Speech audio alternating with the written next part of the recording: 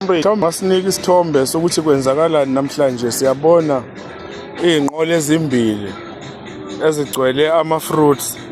Ngabe umkhonto uyogwaza kuphi namhlanje?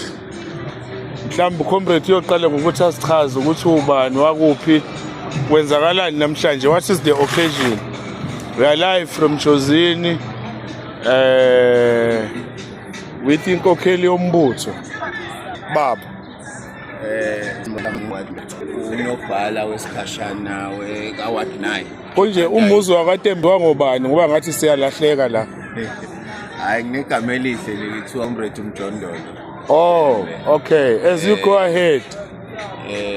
Anda ngihlala ke Okhondweni VD la ngitholakala khona. Usuku lanamuhla ke ulunye losuku esijwayele ukuthi sithi makuya ukuthi abantwana bethu baku-boot camp. Masisho abantwana bethu sisho abantwana esikoleni iJeff High School kanye neMavela High School. Siyeke siwumkhonto wesizwe sihlanganise ama-comrade ahlala bonke ku-Ward 9 namanye nje ama-comrade anothando lokuthi asupporte into ye-boot camp.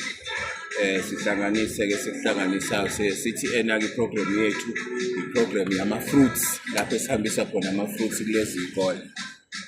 Ukuyolekelela abantwana bethu njengoba bebhala, siphinde futhi sibafisele ukuthi sengathi izifundo zabo zingaba zinhle nama-results a-improve.